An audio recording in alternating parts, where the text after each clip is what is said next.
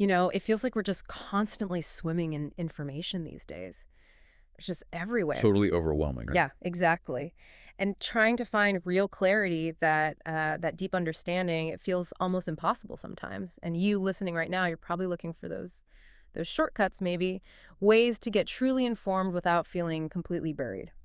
We definitely get that. Mm-hmm. Which is why today we're doing a deep dive. We're getting into a really insightful book, The Threefold Path of Wisdom by Reuben Onunga. And this isn't just, another self-help guide. It feels more like a roadmap. Yeah, roadmap to like sustainable success. Yeah. The kind that holds up. Right. The kind that doesn't just crumble when things get tough or make you compromise who you are or, leave you feeling empty even when you reach the top. And what's so fascinating, what Onunga really unpacks so well, is this idea of integrated wisdom.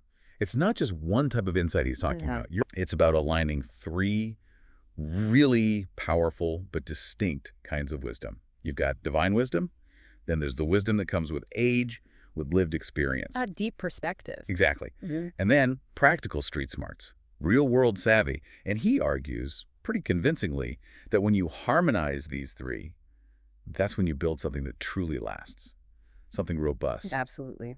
So that's our mission for this deep dive. We're going to break down each of these wisdom pillars. We'll look at how they actually show up in the lives of people like Tyler Perry, Jay-Z, Warren Buffett, Strab Masiwa, real example. So the book uses some great ones. Yeah.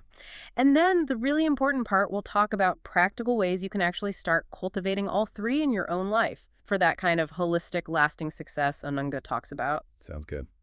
Where should we start? Okay, let's jump right in with that first pillar. What Onunga calls God's wisdom.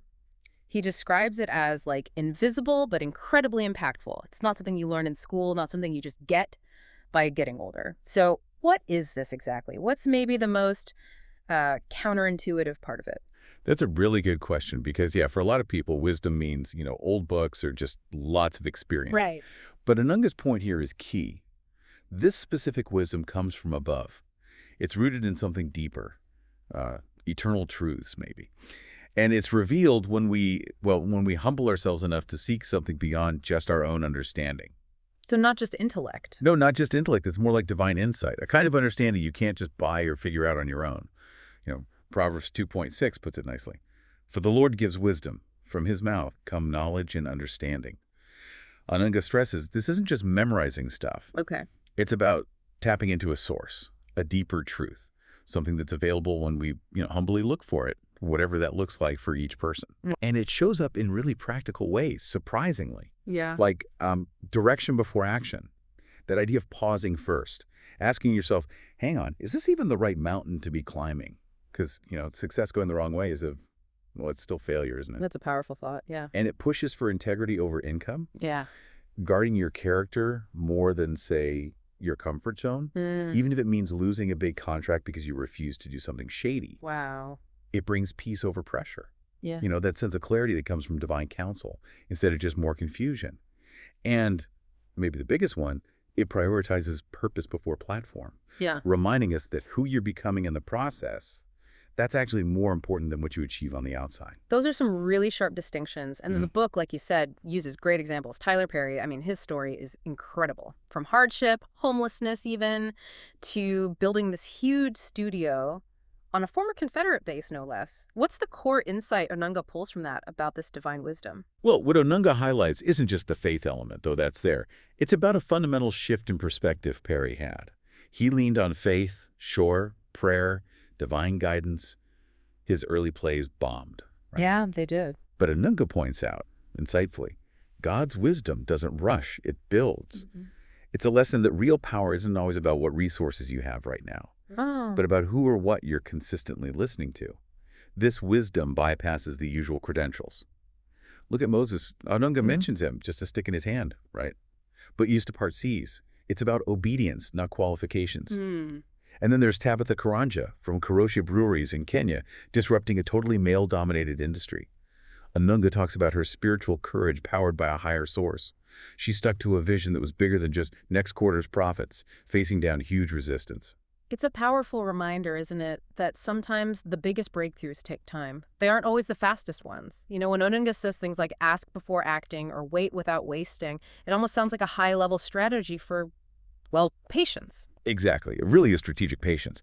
To cultivate this, Onunga suggests things like ask before acting. Don't just assume, consult, seek guidance, listen more than you speak, because sometimes the answers aren't in the noise. They're in the quiet, or maybe even behind a door that closes. Okay. So even when you lack, understanding that this kind of wisdom often works through generosity, through giving, and wait without wasting, recognizing that waiting periods aren't empty, they're preparation time.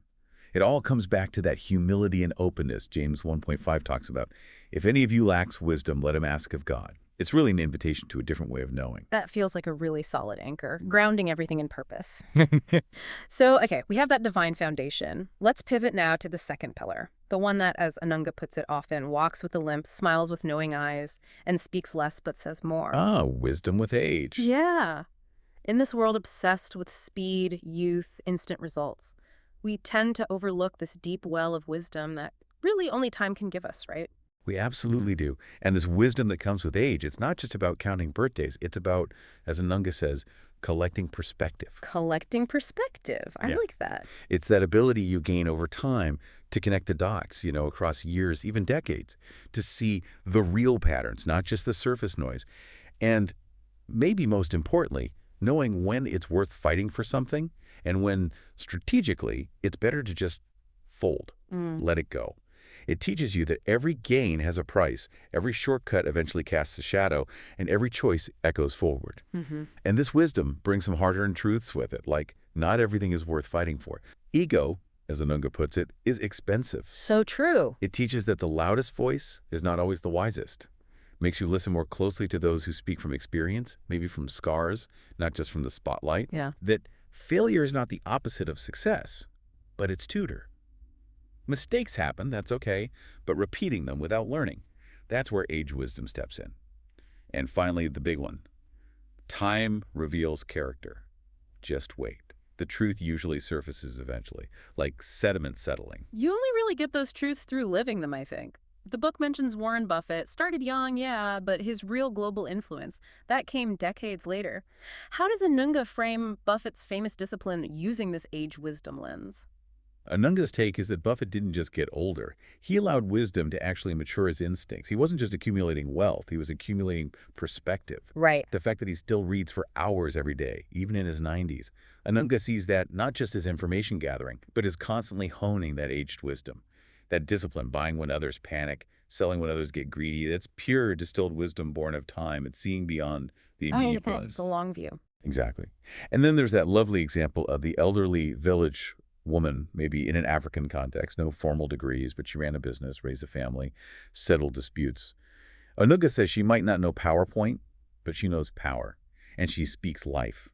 Meaning her words aren't just advice, they carry this weight, this ability to build up, to guide, that comes from deep experience. And of course, Nelson Mandela. Those 27 years in prison didn't just pass. Onunga says they fermented his wisdom. He came out speaking not with rage, but almost like a prophet, leading with forgiveness. That's time refining character in the most profound way. So basically, this age-old wisdom is saying that sometimes the smartest move is to wait, to do nothing until you have clarity. My efficiency-driven brain is kind of twitching at that, but I see the point. It's all about mastering the pause. And to cultivate it, Onunga gives advice that works whether you're young or old. Pause before reacting. Anger is quick, wisdom is deliberate. Advise rather than control. Guide, don't dictate. Let go with grace when it's time. Pass the torch. And always look beyond today. Focus on the legacy, not just the immediate win. Proverbs 16.31 says, gray hair is a crown of splendor. It is. So if you're young, Onunga advises, sit at the feet of someone older. Learn from them. And if you are older, don't hoard that insight. Mentor someone. Share it. It's a treasure meant to be passed down. That makes sense. Okay, so the deep roots of divine wisdom, the seasoned perspective of age. Now let's get into the third pillar, the one Onunga calls gritty, raw, and street smart. How is this different from the other two? Why is it so vital? Oh, street wisdom. Yeah, this is the intelligence that's forged in the fire of everyday life. The chaos of the marketplace, the hustle you learn when resources are scarce, dealing with betrayal, learning the art of negotiation on the fly. Real world stuff. Exactly. It's that practical, think on your feet kind of intelligence. It helps you read people fast, adapt when things change suddenly, navigate tricky, uncertain situations. Yeah. Onunga puts it perfectly. It is not always elegant, but it is always relevant. It's about survival, sure, but also about thriving in unpredictable environments by understanding the unspoken rules. And the book uses Jay-Z Sean Carter as the prime example here. Didn't go to business school, right? Learned it all on the streets. Supply, demand, risk, negotiation, all in real time. That's right. When the labels wouldn't sign him, he didn't just give up. He started Rockefeller Records. Onunga calls that calculated boldness. What are the key street wisdom lessons Jay-Z's story teaches us? Jay-Z really embodies what Onunga sees as the ultimate builder. He saw a need.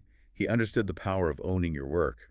From that street background, Onunga pulls out some core lessons for you, the listener. First, know your product inside out, and know your audience just as well. Second, control the narrative. Define yourself before others do it for you. Third, maybe the biggest one from Jay-Z, own your masters. Own your assets. Exactly. Your intellectual property, your creations. Protect what you build. And another powerful one, move in silence. Onunga notes that Jay-Z's biggest deals were often public after they were done. Understanding that perception is power, and sometimes the smartest move is the quietest one. That's a fascinating mix, isn't it? Instinct plus really sharp strategy. So for those of us maybe who didn't learn business on a street corner, how can we actually cultivate this kind of street smart thinking? Onunga suggests some really practical things. First, observe more than you speak. Really watch. Read the room. Understand the dynamics. Notice the unspoken cues. Second, ask questions all the time. Challenge assumptions, dig beneath their surface. Third, study failures. Not just your own, but others too. Figure out what went wrong, what could be done differently. Turn mistakes into lessons. Fourth, serve and shadow people who deal with the public constantly, like a top salesperson or even someone running a market stall. Watch how they navigate, negotiate, read people. And finally, think in layers. See the surface interaction, sure, but always ask, what's the strategy underneath? It's about sharpening those real-world instincts. Right. So we've got these three distinct types of wisdom, divine, age-old, and street smart. But the real kicker in Onunga's book, the core argument, is how they need to work together, right? He says success built on just one or two often just falls apart. It absolutely does. It's unstable. And Onunga uses this brilliant house analogy to explain why integration is crucial and what it looks like. Okay, the house analogy. Let's hear it. So he says, think of it like building a house. God's wisdom is the blueprint. It tells you why you're building, what kind of house to build, when the right time is. It gives the ultimate purpose and design. Got it. The blueprint. Then, wisdom from age is the structure. This ensures the foundation is deep and solid, the walls go up straight, the load is balanced. It provides stability, resilience, the ability to withstand pressure over time. The structure makes sense. Finally, street wisdom is the craftsmanship. This is about adapting on the job site, fixing unexpected problems as they arise, using the materials you have effectively, maybe finding clever local solutions. It's the practical skill to actually get the house built right day to day. Blueprint, structure, craftsmanship. Exactly. Put them all together. You don't just get a nice-looking house. You get a structure that's lasting, serves its purpose, and can weather storms. That analogy really clicks. And the book's prime example of this integration in action is Strive Masiyewa, the founder of Econet Wireless. Onunga paints a really compelling picture of him. How does his story show all three working together? Masiyewa's journey is just a fantastic case study in this. His deep faith shaped his ethics. That's the divine wisdom. He famously refused to pay bribes in a very corrupt environment, even when it cost him years and delays. That's his core principle, his blueprint. Wow, years. Yeah. At the same time, he listened carefully to seasoned advisors. He studied markets over the long term. That's the age-driven wisdom, valuing perspective and strategic patience. Okay. And then he had this incredible sharp understanding of the underserved African market. He innovated constantly to reach people others ignored. That's pure street wisdom, the craftsmanship in action. Onunga mentions he knelt more than he networked, suggesting his spiritual grounding informed every single practical street smart move. Kneeling more than networking. Yeah. That's powerful. It really is. Yeah. And it stands in such stark contrast to what Onunga points out elsewhere. Entrepreneurs who burn out because they only have hustle, no moral compass, or spiritual leaders who fall because they ignored practical street-smart safeguards, or even experienced experts who become rigid and fail because they lack that street-level adaptability. Onunga is very clear. Wisdom in isolation is dangerous. It's like having a great blueprint but building on sand, or a solid structure with no roof to protect it. So for us listening, how do we start doing this? How do we actively, practically integrate these three in our own lives, starting like today? Onunga gives some clear, actionable steps. First, he says, begin with God's wisdom. Before you chase success, let a deeper sense of purpose define what success even means for you. Don't just pray for any open door. Ask for the right doors. Okay, start with the why. Exactly. Second, sit with the aged. Find mentors, people who've already navigated the path you're on, maybe done what you're trying to do twice, as Onunga puts it. Let their hindsight sharpen your foresight. Learn from their experience, their mistakes too. Learn from their scars, not just their successes. Precisely. And third, stay street aware. Keep observing. Read people, watch trends, be ready to adapt. Keep those instincts sharp by paying attention to the real world around you, constantly asking questions. So divine purpose, aged perspective, street awareness. That's the blend. And the book shows this isn't a new idea. Look at biblical figures. Joseph interpreted dreams, that's divine wisdom, planned meticulously for famine, that's age-like strategic thinking, navigated the politics of Pharaoh's court, pure street wisdom. Good example. Or Daniel, prayed faithfully, divine, understood political power dynamics, street, acted with careful deference, age-like.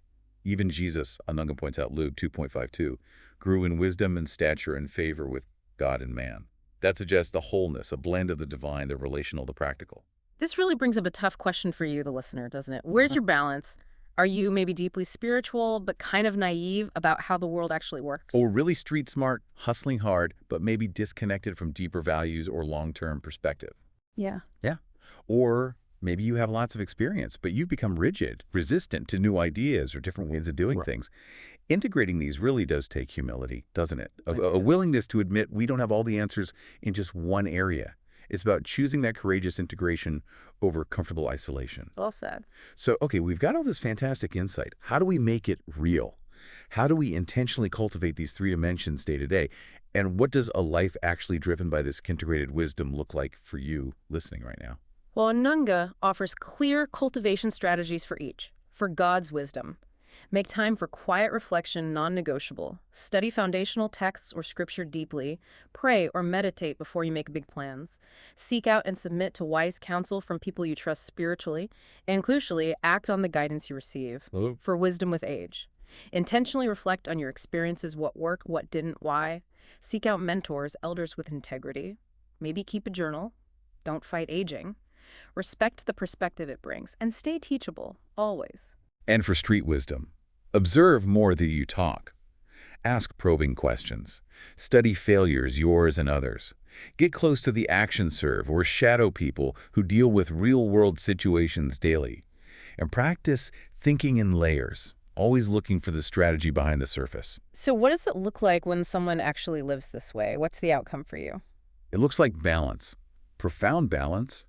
It's confidence, but without the arrogance. It's humility, but without crippling insecurity. It's taking action, but without recklessness. Okay. It's the person who pauses for reflection or prayer before making a big move, who seeks advice before finalizing a decision, who notices the unspoken things in a negotiation or a relationship. It's not just theory. It's a tangible way of being in the world. More effective and probably more peaceful, too. That sounds pretty good. Absolutely. The principles for living this way are simple but powerful.